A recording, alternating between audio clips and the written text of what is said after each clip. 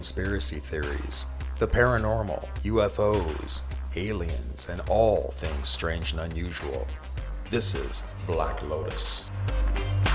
So, on a recent episode that we did, it was on the Paranormal News show that we did, we were talking about how reports of UFOs are on the decline. And since like 2011, 2012, somewhere around there. 2012, and which is weird, you know, as I mentioned before, it's weird because, you know, everybody's got one of these smartphones anymore. And it's strange that, you know, everybody's got them on them all the time, and yet they, if they record them at all, it's always shaky. Yeah, always shaky.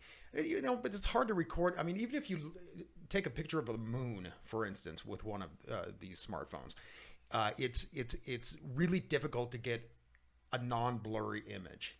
I don't care what your pixelation is like. Unless you have one of those steady cams. Yeah.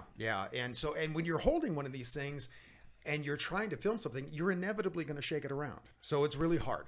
But there's very few of these that are not hoaxes, or that can't easily be described as a hoax. And so I think that's interesting that all these UFO videos are and reports are on the decline. On the other hand, Bigfoot sightings are on the rise since 2017. I think that that's really weird, and we're getting a lot more video footage out there of Bigfoot. My issue with that is that, again, it's not so much that the camera is shaking, but they move it around a lot. Right. But we'll get into that in a little bit. First thing I want to do, though, is I want to give a shout out to Jared Poirier, our buddy up in Canada, and he is a film review YouTuber. And he was the first one to subscribe to our new Black Lotus YouTube channel, and I thought that was really cool. And he was the first one to make any kind of comment on the video and that kind of thing. So he's a great guy. I like him a lot. He's got a great channel. If you're into movies and you're kind of a movie buff, do yourself a favor and head over to his channel, because he's really good. He's really good, you know. And he doesn't just do movie reviews. He also just talks about movies a lot, right. Kind of like we used to do on Pop Views. Yeah, his channel is called Jared Poirier. So. Yeah, Jared Poirier. I'm going to throw a link up to his channel, and so yeah, definitely check it out. So, but anyway, before we get into the sightings, Ralph, and there are a bunch of sightings we want to go over. Way too many, actually. Yeah. Let's talk about the first Bigfoot sightings. And that was a long time ago, 1604? 1604, Samuel D. Champlain. Yeah. And we all know him. He discovered Lake Champlain. He actually reported seeing the first written reports of hairy, large, ape, half man type animals, I guess you'd call them. Mammals? I don't know. Oh, and there's a lot of sightings in Lake Champlain, right? There's a lot of sightings there, and there's a lot of sightings all over the world. But that's 400 years ago. Yeah. So it's not like this is not the flavor of the day. This is something that's been going on for a while. Yeah, a lot of people like to think that the Patterson film from back in, what was it, 72?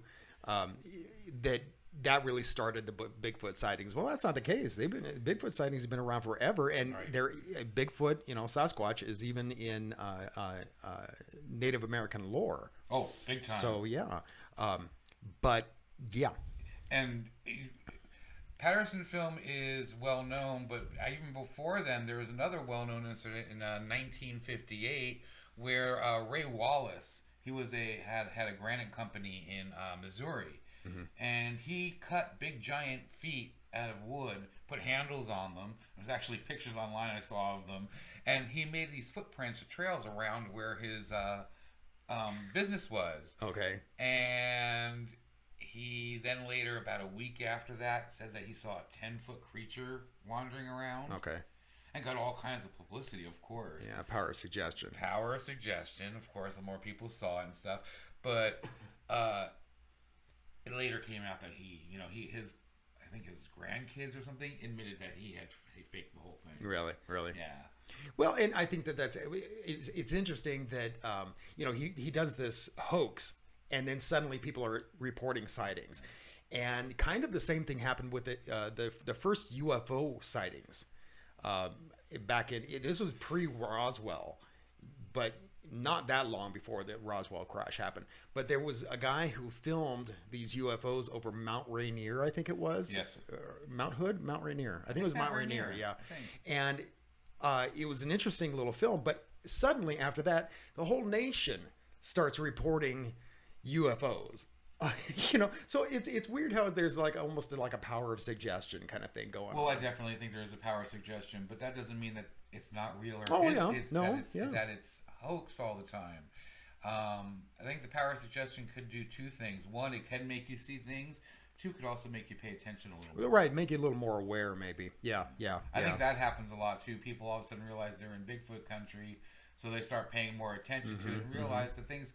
Because I don't know how many times I've walked past something and then someone will come around and like, did you see this cool looking thing over here? When we're out hiking in the woods and stuff, and you just went right past it. Well, yeah, I mean, how easy would it be to walk right past a Bigfoot footprint? Right. I mean, unless you're looking for it, I mean.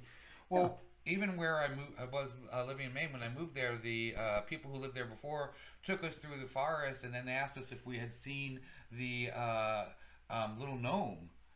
And I didn't know what he was talking about. And in one of the trees, at the bottom base of the tree, there was a gnome about this big. Like a little statue?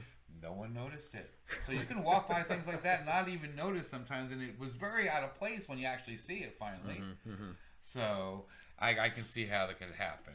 I think that's cool that somebody just sat a gnome there, a tree, just randomly. The people who owned that house before them, they were very cool people. Really? So they had a great sense of humor. Yeah. But anyhow, you want to move on to the Patterson film? Actually, let's get to the lawsuit that's going on first. Well, no. Yeah, you know what? Let's talk about Patterson because, we were talking about the history of it. Yeah. Oh, I just want to mention real quick about the controversy of it. I've seen it. You've seen it. I'm sure everybody's seen it by now, But that was from 2002.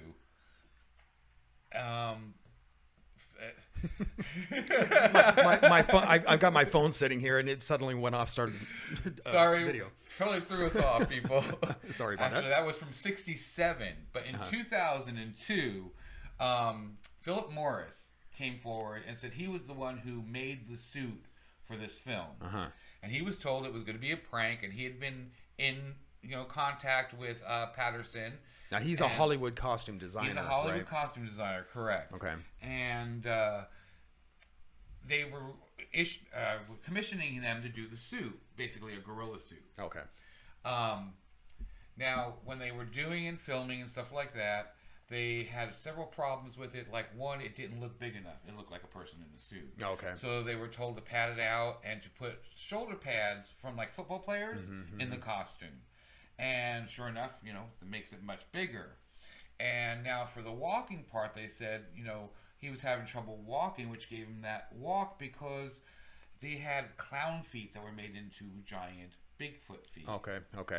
So a little floppy to walk around. Floppy to walk in, which kind of explains the weird flop. Oh, yeah. Now, another thing about the costume that I thought was interesting was they said that's why he doesn't turn his head. Like we normally just turn our head. But he has to move his entire move his whole body, and body. That's a big thing about that film that people talk about. Yeah. Is how he looks more ape-like when he turns, that he doesn't turn like a normal human being. Well, they said because of the football pads, his mask that he was wearing would hit the football pads, so that's about as far as he could go, and then he'd have to turn his whole body and whole front to make move. Makes a lot of sense. Yeah. Makes a whole lot of sense. But didn't you say that the two people that Bob something or other came out and said he was actually the one in the costume? Right. He came out and said he was in the costume, and he talks about it. That it was supposed to be a hoax, and they were supposed to tell people, and they never did. But he started telling people that he was the one in the costume. But unfortunately, him and everybody else's stories don't match. I mean, like, Patterson says that it was made out of horsehide, or excuse me, Patterson, Philip Morris. He says it was made out of horsehide, but Bob said it was Dylan cloth. Then one of them said that it was a top and trousers. The other one said it was a onesie with a zipper up the back. Yeah, so. One said the arms or the hands and the feet were attached to the costume. One says they were separate. Yeah, yeah. So that makes me like rethink now, are you hoaxing your hoax? Yeah. Yeah. You know, I've always thought that the Patterson Bigfoot footage was pretty compelling, and the reason is because when you take a close up look at it, it seems as though you can see the muscles moving in the legs and even in the buttocks. You can see the muscles flexing. But the more I watch this video, and I've watched it a lot, the more I'm thinking that it was a hoax. I really think it was a hoax, because it just, I don't know, it looks to me anymore after reviewing it so often, it just looks like a guy in a costume, you know. It's I think part of it is Hollywood has spoiled us. We know what is possible and what can look so real. Yeah. But I agree with you that sometimes it looks like a guy in costume, sometimes it doesn't. My whole thing about the muscle thing, I never thought it had muscle tone. To me, that always seemed like just the way the light was hitting with the movement of the fur. Right, and that's why I now think that it's a guy in a costume, because originally I thought, well, with the muscles moving the way they do, you can't fake that. Especially back then, you couldn't fake it. But the more I look at it, like you said, I mean, it looks like light is hitting it in just a certain way. Being an artist, and I know there's a lot of things I do that sometimes I'm like, ooh, that looks like this, and it has the effect of this, but it's nothing what you're doing. And it's all with the way you portray the light on the subject matter. Right. And to me, that looks like you're trying to shadow something and lighten something would be the shadow of the moving hair. I don't know. Yeah. I think that's one of those, they confess that they did it, yet they don't even know the whole story correctly. Well, exactly. So yeah. We'll never know what's really the truth. Yeah. Well, especially when you got the two people that were involved with it and they're disagreeing with how the costume was made. Now, unless somebody comes up with that costume and they can match it somehow, and that would be an awesome thing to see. Yeah. Anyway, do you want to get into modern times now? Sure. Okay. Let's talk about that lawsuit that I had brought up, and the reason being is because there is a woman by the name of what is her name? Claudia Ackley, and she is a resident of Crestline in California.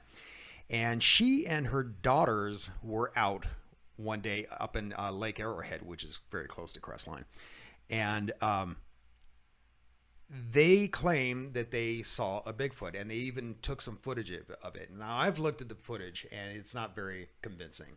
It's not like it's not convincing either. It's just you can't see it. You can't really see it. It's very blurry. It's Anyway, so she reports this to the California Department of Fish and Wildlife and the Natural Resources Agency, and they just went, "Oh well, it's just likely a bear."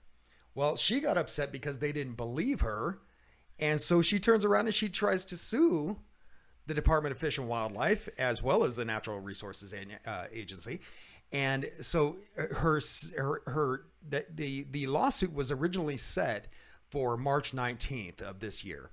But then the way it was written, the lawsuit was written, and she had a big hand in writing the lawsuit.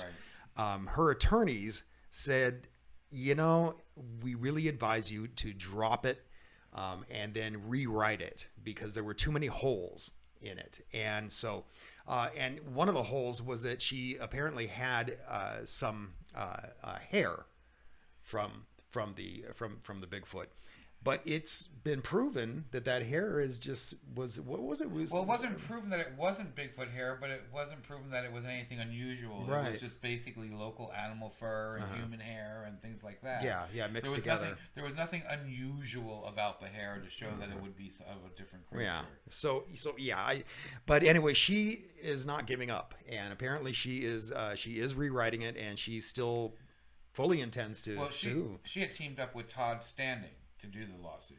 Oh, she did, really? Yeah. Wow. It was those two who wrote the lawsuit with her and her lawyer. We're going to talk about Todd Standing and his footage that he has in a minute. But first, let's talk about that sighting by that Canadian trapper. I want to say, too, real quick, they're not only suing the United States, they're also suing Canada. Canada, why? For the same thing. They want to make it a law to protect the Bigfoot in Canada also. Huh. So it's not just the United States. They're trying to do it all over. Well, I know that California actually has Bigfoot on the endangered species list, and so it would be illegal at this point anyway to kill it. So I don't know why they would be suing it to protect it, because California is already protecting it. Well, yeah, but not Canada.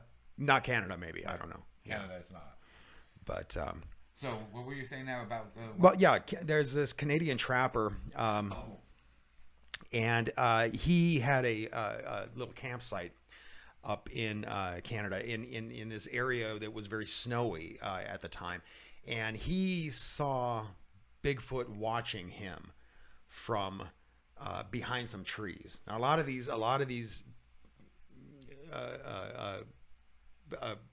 video footages are of Bigfoot, just sitting back and staring behind some leaves, behind a tree. It's really rare when you get a full body shot of Bigfoot. But anyway, this Canadian trapper, I had mentioned earlier about how oftentimes when these things are filmed, it's very shaky, or they move the camera around a lot. And this one is no exception. I'm gonna drop a link to this video under in the description, and so you can take a look at it.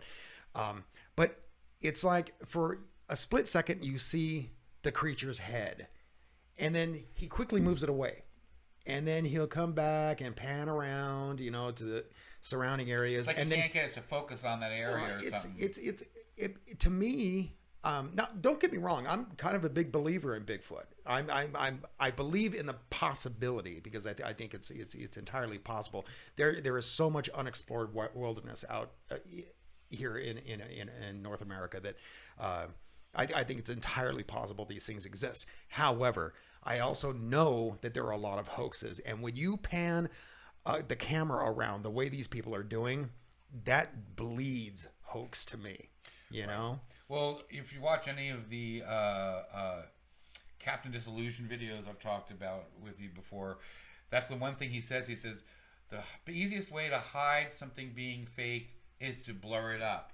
And that's necessarily not even happening. They're not necessarily moving the camera as it's being filmed. A lot of times it's shot very still, and then they add a fake shake to it to actually make it seem it and blur out the photoshopping and whatever else they've done. Precisely, yeah. So I mean, if the mask isn't up to par, it's not very convincing, then they'll just shake it around whenever it's right. So yeah. But let's get back to Todd Standing. Speaking of that, because he has some remarkable footage. Yeah, that's the Canadian footage of the Canadian Bigfoots. I guess Sasquatches. And if you look at the video of this, it's actually of several Bigfoots, several Sasquatch. All different looking. They're all different looking, but he's claiming that they're all part of the same family. Right. Yeah, they're different colors, and some of them have like deep black fur, and other ones are tan. But he's got these close-up.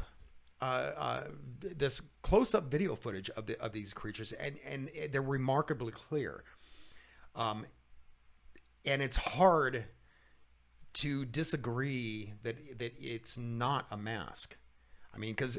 But on the other hand, it does kind of look like a mask. But as well as I do how makeup effects work, and if you get a good enough makeup artist, you can do these things pretty convincingly. Very convincingly. So, especially for a quick shot like that. They're not long videos, and they're not blurry, and they're not shaking. They're just very, very clear. But there's like one that blinks, and his whole eyebrows and the ridges of his forehead move and stuff. Now, I've seen masks that do that without even electronics or anything inside of it, or any type of animatronics in it. Because of the way they're glued and the way naturally it would fold because of the materials. Right. But that looked really natural to me. It looks very, very natural. And the eyes. Now, there's one thing you can put contacts in, and you can change the eye shape slightly and stuff like that. But these did not look like human eyes to me. No, they didn't. Yeah. Um, I have to say it's pretty compelling video. It really is probably one of the most compelling videos of Bigfoot that I've ever seen, and it's because that eyebrow moves a little bit when they blink, or that one blinks. So, but on the other hand, like I said, you get a good enough makeup artist, and they can pull it off. Well, my thoughts are too. Is okay. You're getting footage of all these Bigfoot, but all you have is basically from the head up or from the chest up. Right. And what happened? There's no story that goes with them. There's no. Did they get up and run away, or did you go up to them, or did nothing. They just disappear? Why do you have all this footage and there's nothing to go with it? Right. And it's footage that, I mean, there's no lead up, like you said. There's no lead up in the footage. I mean, there are some videos out there that show that there's a lead up to the thing. These people are just walking around, and then just suddenly they see this thing. I think he's mostly saying that or not saying anything because he's saving everything for the documentary he has coming out on Netflix. Yeah, okay, I can see that. I think this is like teaser for his documentary. What do you know when that's due to come out? I've been hearing about that for a long time. It was supposedly sometime this year. That's all I've read. Yeah. So we'll have to keep an eye out for it because I'd be interested to see it. Yeah. Because they are a very compelling video. Mm-hmm. Very compelling, but like I said, I'd like to see more than just a head that. For all we know, it could be a head on a stick and actually just be all animatronics and not a person It could at be. all. It could very well be. Things are getting way like I said, I mean, it's really rare when now, you see full body images of Bigfoot. Clear ones, especially. Clear ones, right? Exactly. But speaking of the lead up thing, let's talk about that kid in Michigan who was filming himself doing donuts in this field on an ATV. And the reason I want to bring this up, this one and another video I thought were pretty compelling. And this kid is out there filming himself doing donuts on an ATV, and in the background you see this Bigfoot supposedly that just stands up. He was like hiding behind a bush, and he just walks away. And in the meantime, the kid's still doing donuts, and so he didn't even discover the thing apparently until after he was reviewing the film that he took of himself. And so I don't know, those kind of films, film footage, is more compelling to me because it's like accidental. Well, footage. an accidental could be fake too, but if this kid is faking, he did not know the prank was going to happen. Mm-hmm. And maybe they even wanted him to see it, and he didn't. They said, "Well, let's just not tell him." Yeah, maybe. Or because I don't think he was involved. Just he was so calm. The way he talks about doing donuts and stuff was very natural. If he was acting, it's not like a kid. Say this. Yeah, right. If he was acting, he deserves to be in Hollywood really, really quick. Right. Because it just seems so natural. Right. Exactly. And the fact that you can see it pretty clearly walking across the screen in the back, and it's almost a normal human gait. It's nothing big and spectacular. Well, and it's gigantic. Well, it's not very big though. That's the thing, and I mean, it's bigger than a person, a normal person, I guess, but really not that big. I mean, big as in tall, not big as in bulky. Right. Yeah. So. But there was another accidental footage kind of thing that I saw about this guy was filming in Utah on this snowy slope, and the family was sledding, and he's just filming, as you would. And up in the right-hand corner, toward the back of this slope, you can see, was it like 2 or 3? There's 3 altogether. There's only one up there, and then there's one a little closer, and then one like kind of triangle out from it. Yeah. And it's because he switches angles with filming the kids that you get to see all 3. Mm-hmm. It's like 3 different videos of them. Yeah. And so I don't know if the Bigfoot that he's filming in this are all that compelling, if they're real or not. It's not like you can tell because they're off in a distance. And so, I mean, even when you see the close-up footage of it, it's because it's close-up, it blurs it out, and so you can't tell if it's some guy in a costume. It's more of a silhouette. But I think that footage like that is more compelling because of the fact that it's accidental. It's stuff. I feel the same way about UFO videos. You see these videos out there where somebody is filming a UFO, and it's not. How about you're filming your child running around or something like that, and then suddenly you see an alien in the background, or you see a UFO in the background go flying by. That is more compelling to me than footage where it's just that. Right. Kind of like this the is not kind of like the Todd rushed Standing. like most of these faked videos. This is a long video. Yeah, There's a lot of footage of it, and it just seems like a family out there having fun and filming their kids. I mean, there's nothing that shows setup at all in this one. Right. I Exactly. have to agree. This is one of the more compelling ones I saw. Yeah. And speaking of that, let's talk about the Roseville, California thing with that drone footage, because that's kind of similar.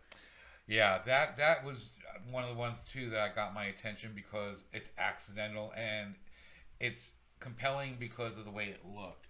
Basically, a guy is filming his house and his lot because he wants to sell it. And he's doing a test run, and you can tell that this was not the footage he was going to use a test run because you can see they're cleaning up areas and there's garbage bags. When the drone goes over the house, you see that. It's a little messy in the backyard. Right. And you can tell that he's just, how will I do this? Will this work? Can I get a picture of my property so that I can show it for sale? Right. And he goes over the house and goes into his wooded area and then turns around and flies back over his house. And if you're not paying attention, you'd almost miss it. But up in the right-hand corner again, there is, all of a sudden you see a figure walking through this trail of the woods. And it's big. It's big. Yeah. It's big, and it's clear, and it's definitely not a person. Yeah. And it's not a bear because it could be a person on stilts or something, I guess. But it's not a bear because bears don't walk that way. Even if I've seen footage, I watched just recently a video of a bear walking around somebody's yard for quite a while. I mean, it's not, he would come down and get something off the ground, but then he'd go back up and was walking all over the place. Right, but they're kind of wobbly when they walk. Wobble, right? And they have shorter legs too. They kind of teeter almost as they walk. And this thing was walking like somebody with long legs. Like a humanoid, most Somebody definitely. with really long legs would walk. Yeah, it's very strange. And it's good footage. Again, it's one of those things where it seems like it's accidental footage. Now, the whole thing could have been set up, but the size of this creature is the thing that kind of convinces me a little bit, because I mean, it's just big. It's huge. I mean, and it's got this long gait when it's moving along. It's moving quickly, but it doesn't look like it's running. Yeah, exactly. It's making ground. It's making up ground quick. I'm not a big woodsy guy. I'm really not. But I can tell the difference between something like this and a bear. Yet, invariably, when you make reports about this kind of thing, it's immediately discounted as, oh well, no, you saw a bear. Well, no. I think I've been to the zoo a couple of times and seen them in person. Well, I don't even have to go to the zoo. When I lived in Oregon, I could see them, walking through our yard. Did I ever tell you about my experience with a bear? I actually had an encounter with a bear in Oregon. Sure, it wasn't a Bigfoot? No, it was definitely a bear. It was when I was a kid. I went up to Oregon and stayed with my aunt and uncle, and my aunt wanted us to go out and pick some. What are they called? They're like blackberries, but they're not blackberries. I don't know what they're called. Boysenberries? No. Anyway, but they taste like blackberries. And anyway, so we're up there, and I've got almost a full bucket, and I'm digging through the bushes trying to pick them, and all of a sudden I hear this, and I went, "What the hell is that?" And I moved the bush a little bit, and there's a bear. It was a younger bear, but a bear just staring at me about as far away as you are to me. It's like 2 feet away, and I flipped out, and the bear, I think, flipped out because we both ran separate directions. I dropped the bucket of berries, and I had to, so she was mad that I dropped the bucket of berries. You were fighting for your life. Yeah, I mean, what are you supposed to do? But yeah, anyway, so that was my big encounter with a bear. Basket. yeah, Yogi. But anyway, so let's get on with this and talk about the incident in Pine Barrens. Well, there's been several incidents. That's a big, since the '60s, that's been a hot spot. Right. Pine Barrens, that's in New Jersey. For people who don't know, that's South Jersey. Right. It's actually pretty close to where. Well, there was part of Pine Barrens all around where I lived in Toms River. So. Oh, really? Yeah, it was a very dense forest area there. Sure, you think about New Jersey, you really don't think about the foresty Well, areas. it's called the Garden State. You don't think about Yeah, that either. yeah, I but guess. Yeah. Yeah. We actually lived, I mean, where I lived, our summer home that we actually ended up eventually moving down to permanently, didn't even have sidewalks. And we lived, our front porch looked out into a forest. Okay. And the forests are very, very thick there, and things could hide very, very easily. Oh, I'm sure. So I can see why it's a popular area. And that's why I say that I'm pretty convinced that these things, the possibility that these things exist, is very likely. Because I mean there is so much forest here in North America and in Canada, and so much of it is unexplored. There's no reason these things could not exist, except for the fact there's no skeletons. Well, and there's a theory behind that. And that's because a lot of this thick underbrush is, I mean, because of the forest canopy, it never really gets any sunlight down there, and so therefore it ends up being very wet and marshy throughout a lot of it. And they're saying that the Bigfoot bones would just dissolve. The whole thing would dissolve in this kind of atmosphere. Yeah, I mean, I've heard that, and I've heard that, it's because of the type of bones that the Bigfoot would have and stuff. But you know what? We have bones from dinosaurs from 45 million years ago. Yeah. So, but that's the one thing that always bothers me is give me a body. I mean, I hate to say that, but let me see some skeleton or something. But keep in mind that the dinosaurs that they dig up are usually in desert climates. So I mean, so you're not really in that kind of climate there. I mean, where the bodies would just dissolve. And I wonder how many dinosaurs have died in those marshy areas that actually did dissolve. I don't know. But I mean, I see your point. I just kind of stand with the theory that, I mean, their whole bodies could dissolve, but we'd never discover them. So, and people have claimed that they have bones from Bigfoot and that kind of thing. Like you had mentioned this one thing where somebody was claiming it was a Bigfoot skull, right? And it actually turned out to be just a rock, a petrified rock. But I'll tell you what, it looks like something that could be a skull of a Bigfoot. Yeah. And this guy still insists that that's what it is. But everybody who's ever tested it says, yeah, it's a rock. Yeah. So who are you going to believe? You're going to believe the scientist, or you're going to believe the guy that found it, right, who knows nothing about rocks? Because it happens to look like a skull. Yeah, I don't know. So again, I mean, just because we do a podcast, video cast on this kind of stuff, doesn't necessarily mean that we're big believers in everything. I mean, I think you have to go into this stuff with an open mind, but be skeptical. And who knows? It could be Bigfoot could be real. They could be fake. There's so many things that we think are extinct that we find out are not. Yeah. So it's a possibility. Yeah, absolutely. It really is.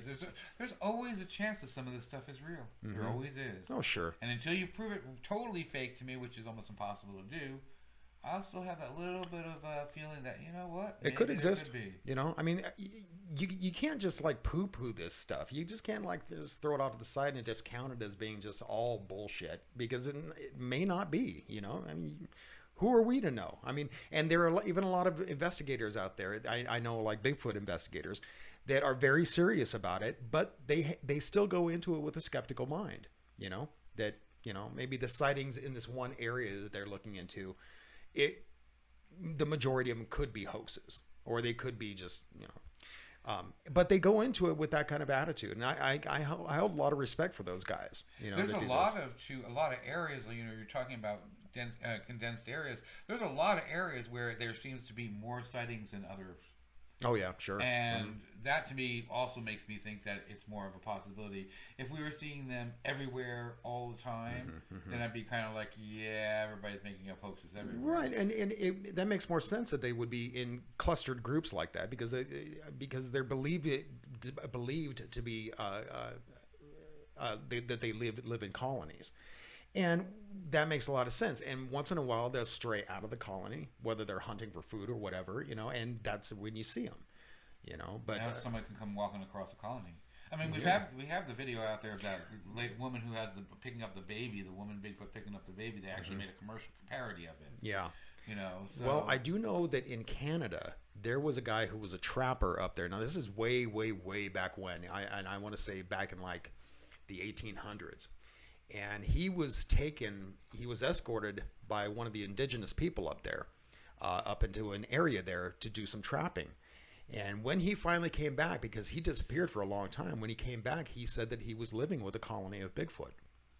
And so, yeah, and apparently they're very social creatures with each other, but they're very standoffish toward people. Do you blame them? Look, Oh, hell people no. don't even treat other people correctly. That lawsuit, I don't remember exactly what she said. That lawsuit, Claudia Ackley said that this animal, that California is largely ignoring one of the biggest discoveries ever in history, and that Bigfoot could possibly be a danger to citizens of California. Right. I think it's the other way around. I think that the citizens of California, or human beings in general, are the danger. Yes, they've put Bigfoot on the endangered species list, and so you are not allowed to shoot one if you find it. But that doesn't mean people won't do it. Right. And you know what? How many people do you think would shoot it and say it was in self-defense? Yeah, sure, absolutely. That's what a lot of poachers do when they go out and shoot big cats or whatever. They said their lives were in danger. Yeah. Well, if you're going to go out Not hunting likely. Bigfoot, just take a lot of tranquilizers. God, right. If you're going to capture one alive. Yeah. Let us study it. Yeah. So you had told me about another Russian guy that had seen one. Mm-hmm. Yeah. There was a guy, and talk about big balls. My God, this guy's driving along, and he sees Bigfoot off to the side of the road, just trucking along. Right. He stops his car, yeah, I wonder. But he stops his car, gets out, and runs after the Bigfoot. Whoa. Now he never caught up to him, but I just think, Russians, man, I swear to God, Russians have balls the size of elephants. I mean, they're just no fear. I've known a lot of Russians, having lived in Minnesota. There's a lot of Russians there, and especially the guys. The guys are all like this. They're like just daredevils. They just do anything. I guess if a Bigfoot was running away from me, I might chase it with a phone. Might. Yeah. But I doubt it. I think I'd be too scared. Freaked out. Yeah. I mean, that's a lot of things that people say too. Is, well, why is the video so short? It's like, I'm sorry, if I'm seeing some 8-foot hairy creature and it's growling and running away, I don't think I'm going to be chasing it. It's like, why didn't you chase that lion into the den over there? I didn't want to be eaten. Yeah. I mean, no one says the Bigfoots are mean, but no one says they're nice either. Yeah. Unless Harry and the Hendersons. I mean, yeah, well, sure. But, aside from the videos, there are a lot of audio recordings out there now. That's a big thing now. Yeah, and it's strange because it never used to be. But, yeah, then I did see a video where you couldn't see the Bigfoot itself, but it was two people. It was a guy and his wife, I'm assuming, or girlfriend, whatever. And they were on motorcycles, and they're going down this kind of mountainy road, and suddenly they stop and they say, "Do you hear that?" And you hear this howling, kind of a yowling in the background. And a lot of people say it could likely be a dog howling. But the weird thing about this is, as they're listening to this, suddenly they start getting pelted by rocks. So like the things were throwing the rocks at them. And so they got on their back on their bikes and got the hell out of there. And they're claiming that it was a Bigfoot, even though they never actually saw it. So, yeah, very strange. Yeah, that is very strange. But, there's a lot of history, too, of things throwing rocks at the Bigfoot throwing rocks. Oh, rocks and trees. Yeah. And the sound things, too, is some of them have been analyzed. Mm-hmm. And some of them, they can't place what it actually is. There's no creature making that sound. Right. I did. We did another Bigfoot episode way back, and it wasn't one of our videos. It was just the podcast, the audio podcast. But I found, and in the beginning of it, I had found this audio of this Bigfoot kind of making these weird noises, and they analyze it and they can't figure out what it is. They say that if anything, it's a blending of different animals. the sounds of different animals. But you listen to it and it's just downright creepy, man. It's very odd sounding. I'll agree with that God. one. If I heard that, I think I'd be a little scared. That creeped me out, kind of like Reagan's voice in The Exorcist. God, it just, ugh. But it left chills going down my spine when I listened to this thing. It was just, ugh. I couldn't even replicate the sound of it. No, I mean, it's just, yeah. Well, that's why they can't figure it out. Well, and they're saying that Bigfoot has a different type of vocal cords, that they do communicate with each other through voice, but because of the way their vocal cords are shaped, it makes this eerie sound. Yeah, one of them I listened to was supposedly Bigfoot's talking to each other. Right. That's the one I'm talking about. Yeah, you could actually hear distinct voice differences in the howls. Too. It's definitely not the same thing doing this noise. It sounds like a language. It doesn't sound just like grunting or anything like that. It sounds like a language. Yeah, it sounds like you're listening to a language that you're not familiar with. Oh, right, exactly. Like if someone's talking Russian, I don't know Russian, but I can tell it's a language by the pattern of the words. Exactly. Yeah. So I'll agree with you on that one. But so I think that's interesting that there's a lot of audio coming out. Audio and a lot more footprints too. A lot more casts showing up all of a sudden. Yeah. People finding big prints. Now, one of the things that a lot of them in Oregon. A lot in Oregon recently. Yeah.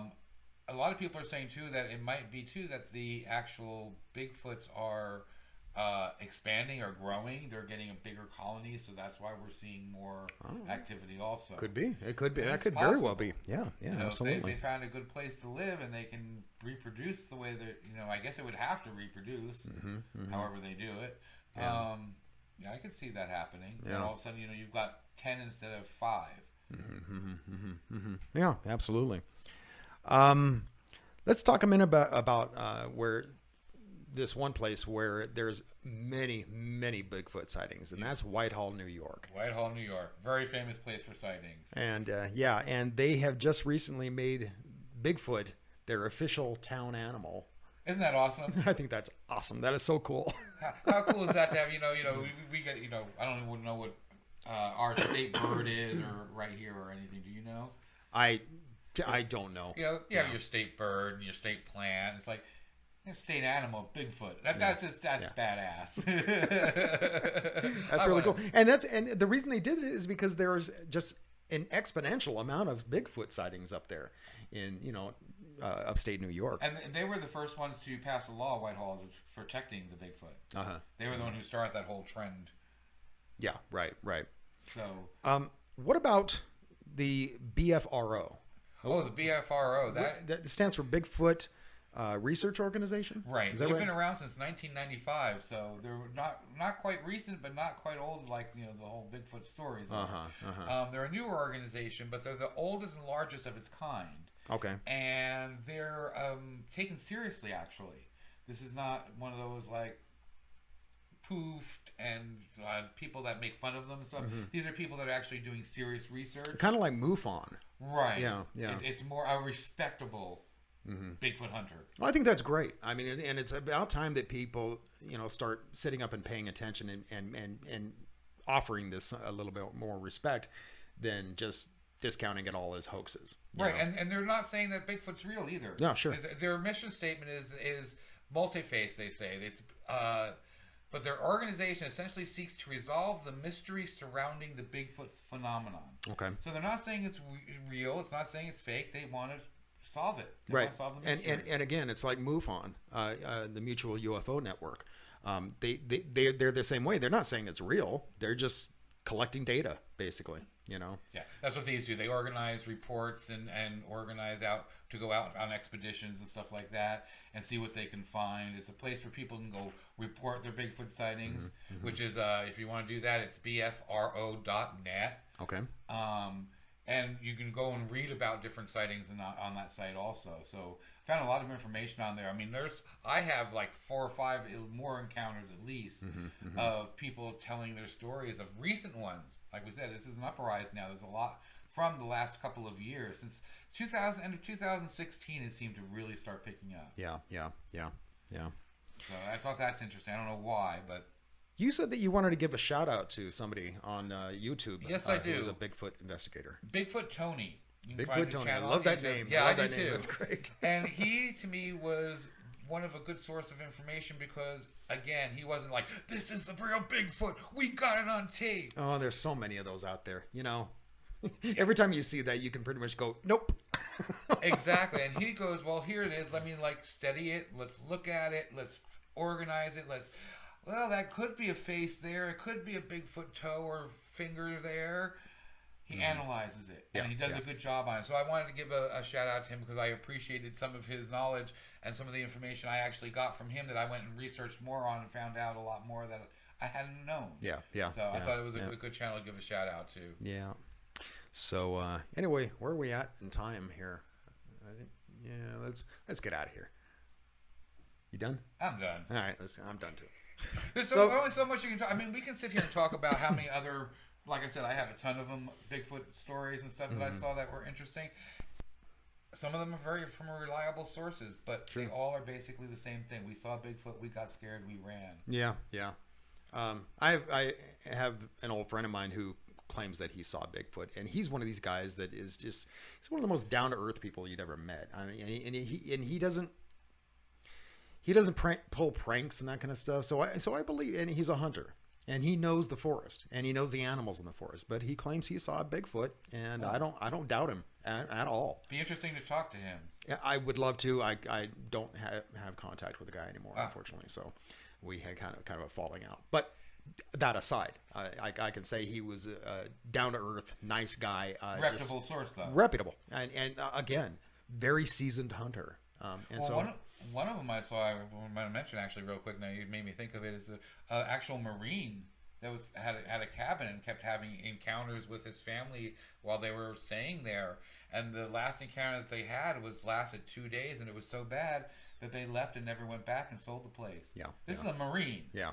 And I've dated a lot of Marines. They don't back up. They don't back down. No, yeah. No. So yeah, there's some reputable sources out there that make me kind of wonder too. So yeah. Anyhow. So anyway, let's get out of here. So folks, thanks a lot for watching. Thanks a lot for listening. Again, we have rebranded to Black Lotus Productions, and that covers both our video cast as well as our podcast, which you can find at Podbean, and also on iTunes, iHeartRadio, Google Podcasts, Google Play, and Castbox, and we're all over the place. And so if you prefer to download the show and listen to it on your way to work, you can do that. Just follow us at Podbean or follow us at iTunes or something like that. Or if you're enjoying watching our mugs, click that little subscribe button and hit the bell. Yeah, absolutely. Absolutely, at our YouTube channel. So anyway, thanks a lot, and we're going to get out of here. As always, keep thinking and question everything. Hey, don't forget to like and subscribe and click that little bell so you can get a reminder every time we upload a new episode.